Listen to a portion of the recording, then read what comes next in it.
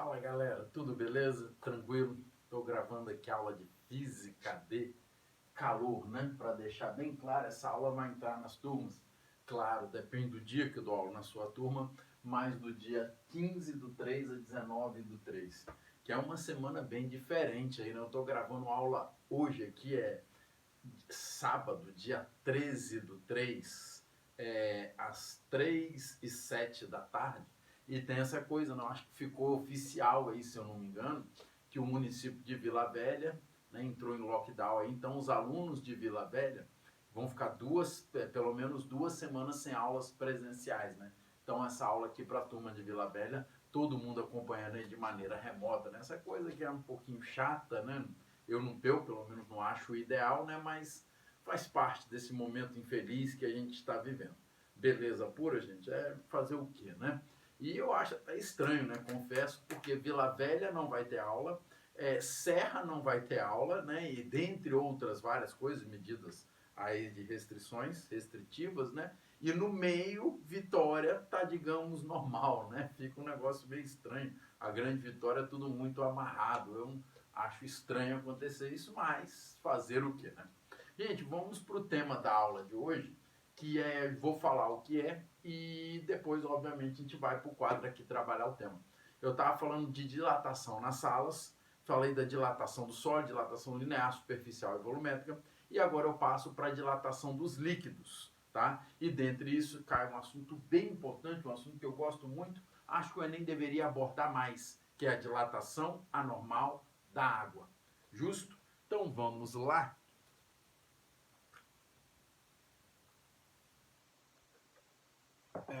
Enfim, pagar aqui para ganhar quadro, né? Sempre importante aqui para mim. Meu quadro não é tão grande. Então, vamos trabalhar esse tema, dilatação dos líquidos.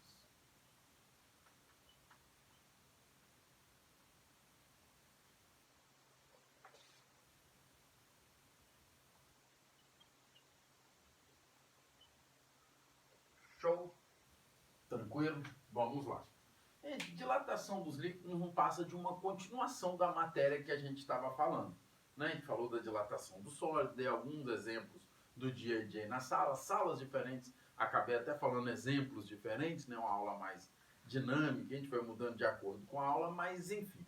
Primeira coisa a falar de dilatação aqui dos líquidos é o seguinte, dá uma dica que quando você vai lendo o texto, você está lá na questão de dilatação, está lendo um texto de dilatação de líquido e o cara te fornece o coeficiente de dilatação. Ele só fala assim, o coeficiente de dilatação vale tanto. Então, ele fala assim, o coeficiente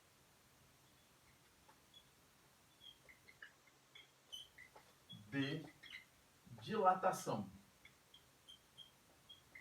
vale tanto. E te dá lá um valor. O problema é que ele não deixa claro se o coeficiente é o linear, se é o superficial ou se é o volumétrico. Ele não deixa claro no texto se é alfa, beta ou gama. Só que é o seguinte, meu garoto, dilatação de líquido é sempre dilatação volumétrica. Sempre. Então, aqui quando eles falam coeficiente de dilatação, já fica implícito que é o gama. Show? Então, é sempre volumétrico. Bacana? Legal? Dito isso, gente, mostrar o que tem de novo. Aliás, antes de mostrar em desenho, falar com vocês. Quem já viu, né, alguns alunos, ou a maioria de alunos, talvez, do pré-vestibular, seja medicina ou não, já acompanhou o que eu vou falar agora para os alunos de terceiro ano, é mais novidade. O que? A dilatação de líquidos, às vezes ela pode ser um pouquinho mais chata. Tem aluno que acha difícil, eu confesso que não acho difícil. É sem dúvida mais trabalhoso. Mas algo ser mais trabalhoso não quer dizer sempre que é mais difícil. Professor, como assim é mais trabalhoso? Porque em alguns exercícios, graças a Deus, a minoria, ele considera também a dilatação do frasco que contém o líquido. Então você vai ter que, o exercício ele acaba sendo 2 em 1. Você vai ter que cuidar da dilatação do líquido e da dilatação do frasco. Justo? Por isso que fica um exercício um pouquinho mais chato. Vou dar uma boa notícia para vocês. A maioria dos exercícios ignoram a dilatação do frasco, o que torna o exercício bem mais fácil. E digo mais, no Enem, quando caiu esse assunto, o Enem nunca analisou a dilatação do frasco. O Enem ignora a dilatação do frasco e só mede a dilatação do líquido. Mas, pelo amor de Deus, seja inteligente nesse meu comentário. Se o Enem nunca cobrou, não quer dizer que é proibido cobrar. Justo? Então, a gente vai falar aqui com carinho, vocês vão ver que, ó, chuchu no mel, tranquilo. Então, vem cá. Vamos lá, ó. Eu tenho aqui... Dá pra ver que eu tô dando aula de bermuda? Não, né, gente? Tô aqui em casa de bermudinha descalço. Graças a Deus, viu? Vamos lá. Eu tenho aqui um líquido em um frasco. A gente fala que o frasco tem um ladrão, né, que escoa o excesso sai por aqui. Show? E aí eu vou encher isso aqui na iminência de sair pelo ladrão aqui, ó, por esse caninho, tá? Aqui. Show? Tranquilo? E aí eu venho, o que os exercícios fazem, e proponho, vamos supor, um aquecimento nesse conjunto.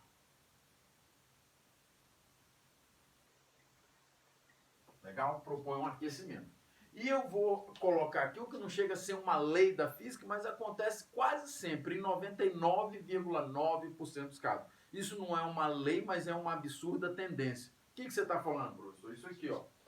Que o gama do líquido é maior do que o gama do frasco. Como é que eu leio isso em palavras mais fáceis? O líquido dilata mais do que o frasco, quando sofre variação de temperatura. Ele dilata mais e se contrai mais. A ida e a volta é verdadeira. Legal? Tranquilo? Quando eu aquecer isso, o frasco vai dilatar. Eu vou tentar desenhar aqui, der bem maior, para isso ficar evidente. Então, olha o nosso frasco aqui dilatado. Ó. O nosso frasco aumentou bem de tamanho. Legal? Tranquilo? Aqui está o nosso ladrão. Bonitinho aí. Tá? Então, o frasco aumentou de tamanho, porque eu provoquei um aquecimento. E agora é que vem a ideia que muitos com raciocínio lógico hoje em dia vão pegar a manha. O frasco dilata, só que o líquido dilata bem mais. Na maioria das vezes, não é que o líquido dilata mais, ele dilata muito mais. Então, o que vai acontecer? Ele dilata o que o frasco dilatou, só que como ele dilata mais, esse a mais já não cabe no frasco. E o que ele faz? Ele derrama. Né? Vai ficar aqui. Que é o líquido derramado, o líquido transbordado. Deixa eu invadir o quadro daqui, né? Então, isso que o líquido dilatou a mais é o líquido derramado.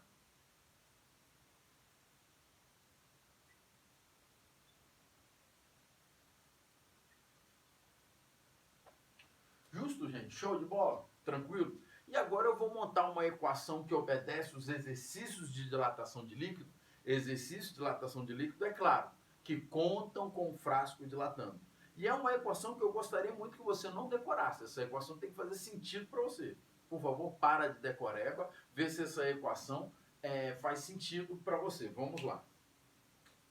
Qual foi a variação de volume total desse líquido?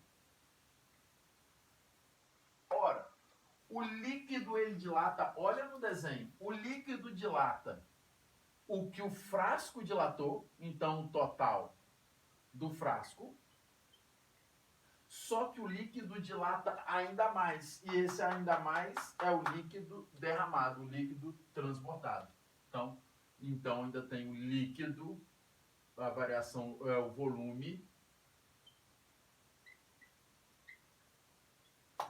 derramado. Justo? Só isso aí, show de bola, se aplica nos exercícios e vai. Então fica um exercício grande, porque nessas duas fórmulas aqui, já adianto, ó, te preparando para o exercício, estou te jogando dentro do exercício. Nessas duas fórmulas aqui, vamos ver se dá para vocês verem de verde, que eu acho que dá, né? Vamos ver. Você vai jogar essa fórmula, que ΔV é V0 gama delta T. Concorda comigo, bebê? Dá para ver o verde? Deixa eu ver. Dá, né? Dá. Tá aqui, então. Delta V, V0 gama delta T. Você vai jogar essa fórmula aqui e aqui. Qual a diferença? Normalmente, quase sempre, eles têm o mesmo volume inicial, eles sofrem a mesma variação de temperatura, porque o líquido está dentro do frasco, Então, o que ocorre com o líquido acaba ocorrendo com o frasco em termos de variação de temperatura. O que muda aqui é o gama. Aqui é o gama do líquido e aqui é o gama do frasco. Show de bola? Gente, no mais é isso a ideia. A matéria acaba por aqui em termos de dilatação dos líquidos. Já vou falar da dilatação da água. Só um detalhe. Esses nomes que estão aqui no quadro, os exercícios eles usam os nomes um pouco diferentes. Então você pode, de repente, estar num exercício, ler esses nomes um pouco diferente e achar estranho. Falar, o Fred não comentou isso. Então vamos lá, vou deixar você mais à vontade, mais familiarizado com o nome que os livros usam. Deixa eu tomar uma aguinha aqui antes com gelo.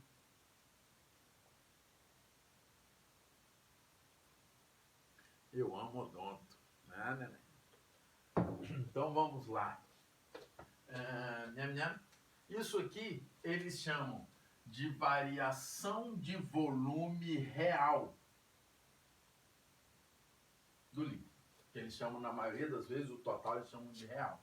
Aqui eles chamam de variação de volume do frasco mesmo, ou do recipiente, né? No caso aqui, completamente sinônimo. Então, variação de volume do frasco, não mudou. A maior mudança vem aqui. Esse volume derramado, eles chamam de variação de volume aparente do líquido. Eles usam esse nome, ó. Variação de volume aparente. Aparente de quem? Do líquido. E por que que tem esse nome? Você vai ver que faz um certo sentido. Porque se você fizer esse experimento em laboratório, você colocar em laboratório um frasco na iminência do derramamento e esquentar esse frasco, o seu olho não vê o frasco dilatando. A única coisa aparente para o seu olho é o líquido derramando. Então, o líquido derramado, aparentemente, foi a única coisa que aconteceu.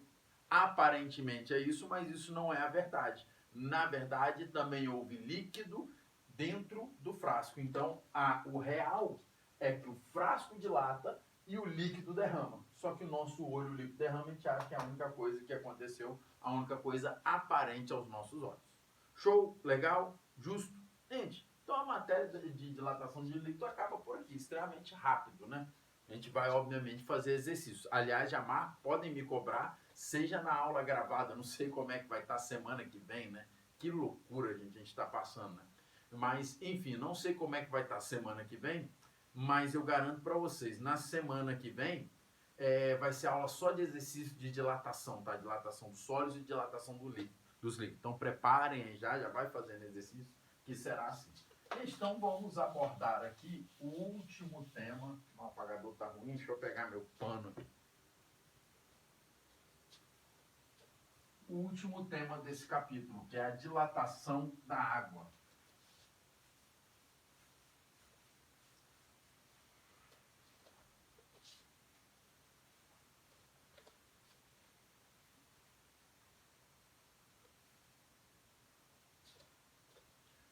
Chamada, esse tema é chamada, é tema que eu adoro. Como eu gostaria que o Enem abordasse mais tema, o Enem aborda. Tem uma questão difícil do Enem nesse tema, eu não sei se está na apostila de vocês, que ela é nova, confesso que não olhei ainda, mas o Enem arrumou uma questão difícil, uma questão complicada de dilatação anormal da água. Se tiver na apostila de vocês, prometo, tento fazê-la com vocês, tá? Então vamos lá, comportamento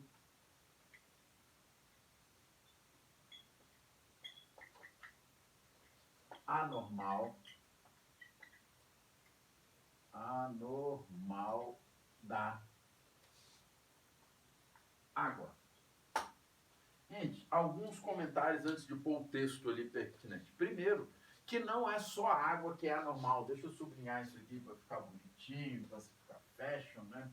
Aí. Não é só a água que é anormal. Na verdade, eu tenho água, ferro, bismuto e antimônio. Só que aí tem um belo detalhe.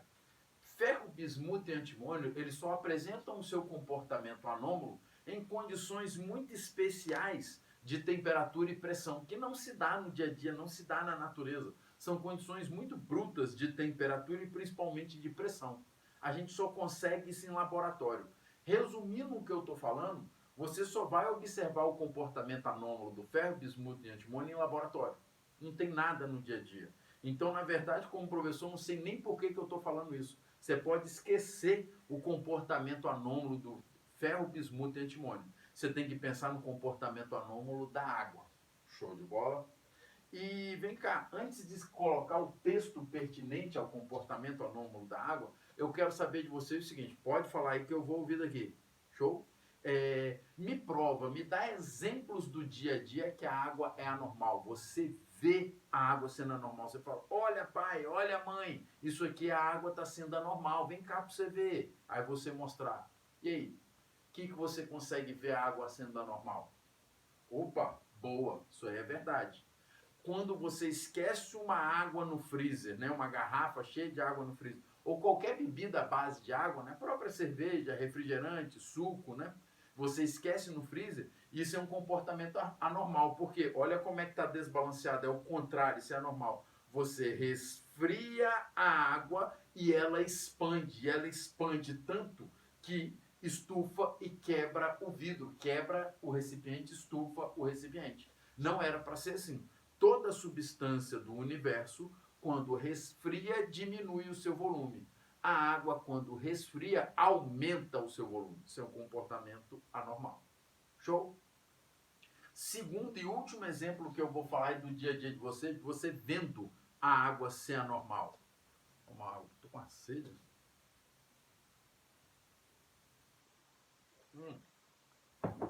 Tá aqui até agora, não vou mostrar meu copo é opaco, né? Se tivesse com um copo transparente até mostraria.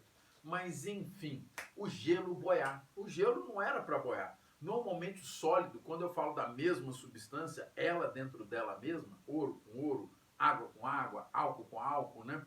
A substância dela com ela mesma, normalmente o sólido ele é mais denso, e como ele é mais denso, ele vai para o fundo. Só que como a água é anormal, a água no estado sólido, ela é menos densa do que no estado líquido.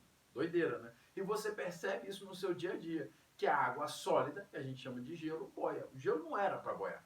O gelo boia porque a água tem comportamento anormal. Show? Gente, então eu vou pôr o texto aqui, eu vou falar o texto rapidamente, põe ele aqui no quadro e depois a gente debate. Se a gente está chamando a água de anormal, deixa eu até grifar a palavra aqui, né? Se eu estou chamando ela de anormal, o que ela faz de anormal? A água, ela expande no resfriamento e se contrai no aquecimento. Isso é anormal. Isso não é normal, tá? Então eu vou escrever isso no quadro e a gente vai fazer mais comentários a respeito.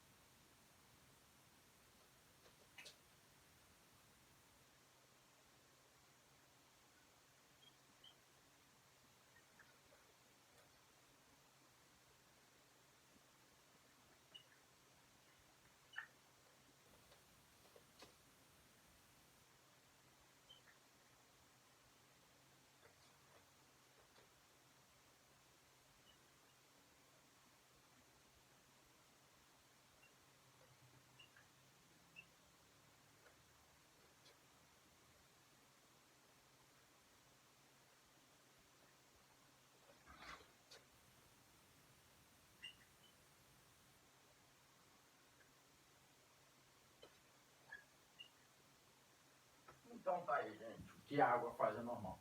A água pode apresentar expansão no resfriamento e contração no seu aquecimento.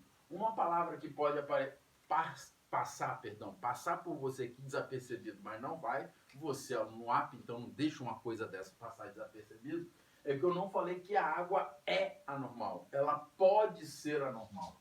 Ela pode apresentar o comportamento anormal, tá?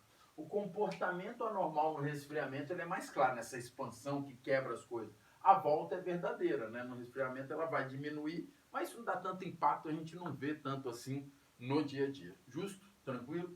Então, a água, ela não é anormal, ela pode ser anormal. Então, eu vou colocar aqui um título, né, um subtítulo em forma de pergunta aqui, né? Deixa eu escrever aqui, então, em azul esse subtítulo. Quando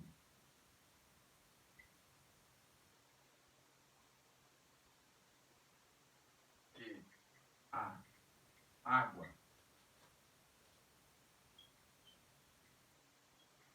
apresenta seu comportamento anômalo.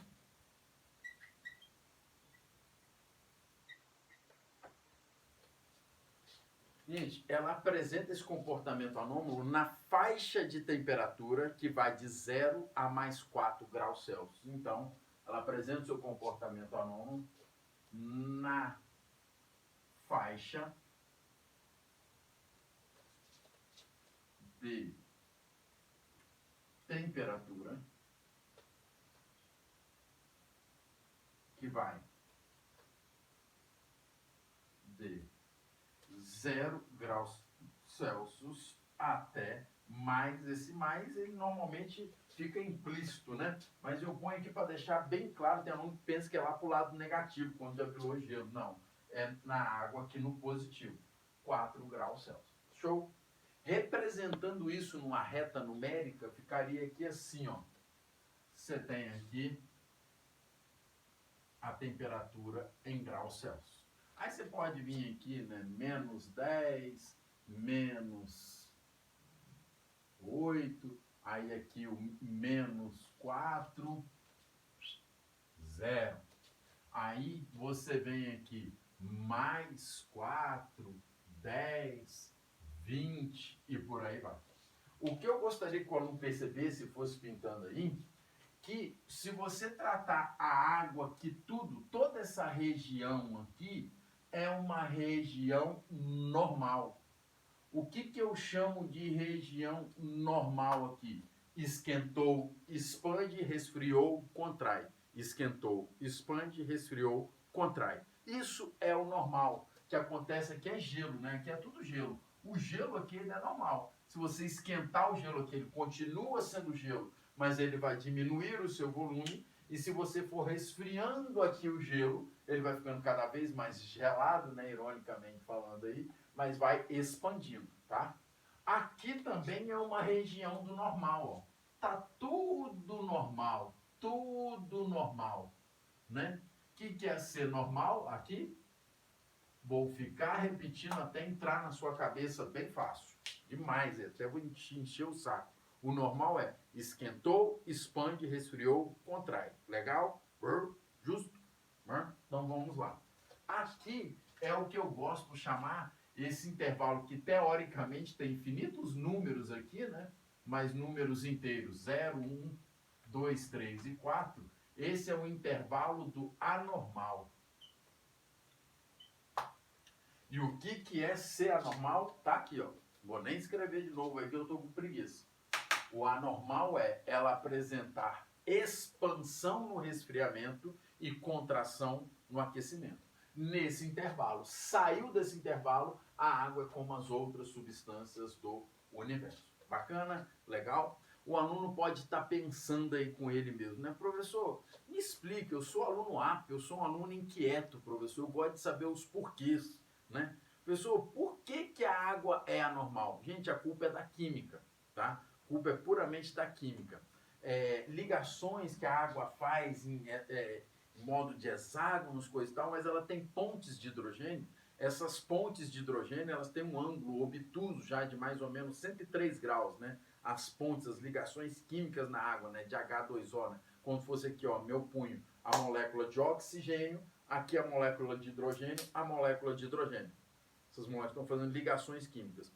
Quando eu resfrio de 4 até 0 graus, quando eu resfrio de 4 até 0 graus, essas pontes se abrem ainda mais, essas pontes se abrem e afastam ainda mais as moléculas.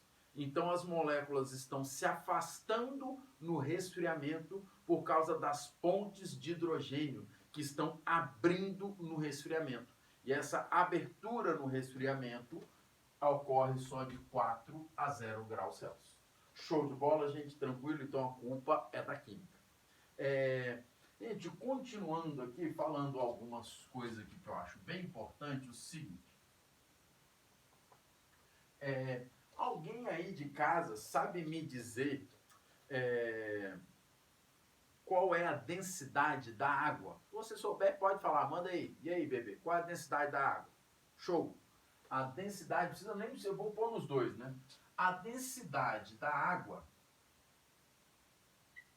ela é de 1 grama por centímetro cúbico, ou no sistema internacional, a densidade da água, nem vou usar aqui, estou pondo de curiosidade, tá, gente? É de 1000 quilogramas por metro cúbico. Mas eu vou ficar com esse número aqui, quem está mais acostumado, me basta. Deixa eu apagar o quadro aqui para fazer um gráfico e comentar algo interessante com vocês.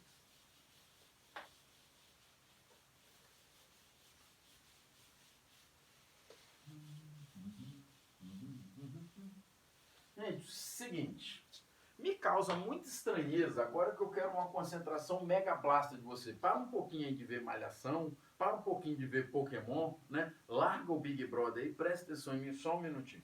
Seguinte, me causa muita estranheza você falar que a densidade da água é 1 grama por centímetro cúbico, sendo que a densidade do corpo muda com a temperatura. Porque quando você muda a temperatura, olha para mim, bebê.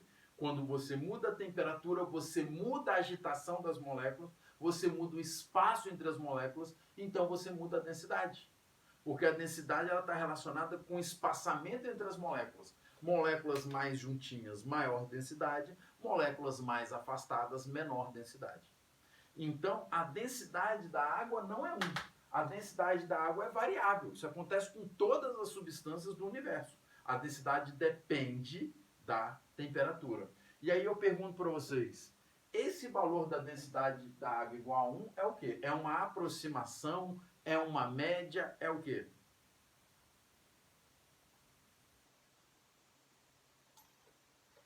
Meus amores, isso aqui não é a densidade da água, é a densidade máxima da água. A água não atinge maior densidade do que essa. Então, eu acho esse comentário importantíssimo. Como eu adoraria o Enem numa questão inteligente abordar isso, né? Isso aqui é a densidade máxima da água. Densidade máxima da água. Estou sendo até redundante aqui, né? E aí você, aluno atento, está falando, ora, se isso é a densidade máxima da água e a densidade de uma substância depende da temperatura, em que temperatura a água atinge a sua densidade máxima? E aí vem um dado importantíssimo. A água atinge a sua densidade máxima a mais 4 graus Celsius. Não existe uma água tão densa quanto a água a mais 4 graus Celsius. É a água mais densa possível. Show? E dá para jogar isso num gráfico, né? Se você fizer aqui, ó, o gráfico da densidade, da temperatura, deixa eu ver aqui. Isso, da densidade.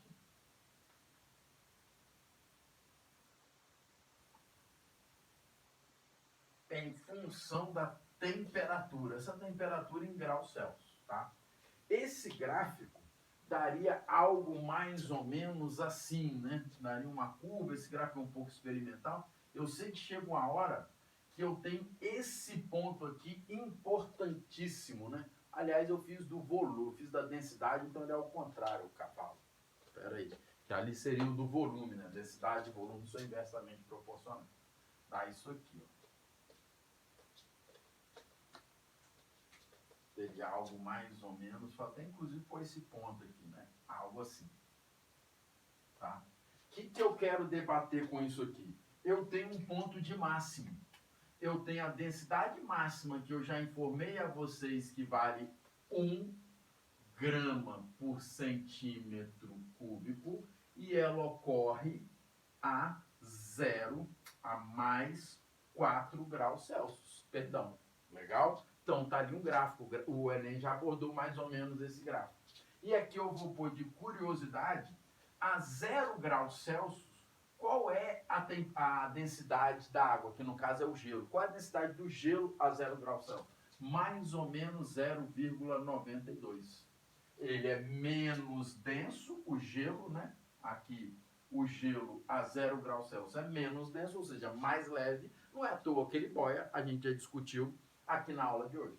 Gente, e para terminar isso aqui, eu adoro, igual eu falei, pô, o Enem podia tanto fazer uma questão inteligente com isso aqui e dá. Essa questão é até um pouquinho famosa, digamos assim, mas agora você vai entender para valer, na totalidade, essa questão que é relativamente famosa em livros de física.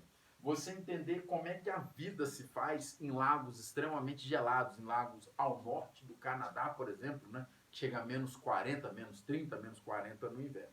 Seguinte, imagina que aqui você tem um lago ao solo, faz um lago e vem para cá. Show? E aqui cheio, esse lago lotado de vida, né? Peixinhos, plâncton, fitoplâncton, puta que pariu, sei lá quem mora nesse lago. Quando chega um rigoroso inverno de menos 40 graus, olha que absurdo, esses bichinhos não aguentam essa temperatura, iam tudo congelar e morrer, e acabar a vida naquele lago inteiro. Mas por que que não acaba? Culpa de quem que não acaba a vida ali? Culpa do comportamento anormal da água. Por quê? Quando começa já a esfriar muito, começa a se formar nesse lago que está aqui, deixa eu desenhar a água do lago, começa a se formar gelo. Então, essa temperatura muito baixa vai formando água no estado sólido, gelo. E esse gelo, ele é menos denso e boia. E vai boiando. E vai fazendo uma camada aqui que pode chegar às vezes mais de metro. E aí vem um detalhe. Eu não sei se vocês sabiam que o gelo é um isolante térmico espetacular. Não é comum a gente usar, não é da nossa ideia aqui, do país que a gente vive, mas o gelo é um ótimo isolante térmico. Pode perguntar isso para os esquimós, que constroem as suas casas de iglu, constroem seus iglus, né, de gelo. Perdão. Deixa eu desligar isso aqui, gente, o ring light, eu acho que tá ruim para ver lá. Melhorou, né? Show. Amiguinhos, enfim, aí o que vai acontecer? Qual é, olha eu jogando, isso eu acho muito bonito, olha eu jogando esse gráfico aqui, ó, o gráfico transformar nesse desenho bobo. Qual é a água mais densa? Qual é a água mais pesada que existe? E essa água densa, pesada, inevitavelmente vai lá para o fundo do lago. Ora, a água densa, a água mais pesada que existe, a água de maior densidade, é uma água a mais 4 graus Celsius. E a vida, então, vai lá para todo pro fundo, para ficar no quentinho, é quentinho, comparando a menos 40. E isso mantém a vida. Show? Legal? Gente, tá com 32,5 minutinhos de aula aí, tá mais do que o suficiente. Eu acabei tudo de dilatação. Adivinha o que a gente vai fazer na aula que vem, bebê? Exercício, exercício e exercício. Seja aula presencial ou remota, faço nada diferente a não ser exercícios de dilatação. Só não quiser até trazer exercício de termômetro, que é um capítulo que eu não dediquei aula de exercício, pode trazer também exercício de termômetro que a gente tenta fazer junto. Legal? Tranquilo? Gente, no mais, um grande abraço, um beijo a todos, cuidem-se, essa pandemia está voltando com tudo, confesso que estou bem preocupado, abraço, fiquem com Deus, gente, valeu, valeu, desliguei.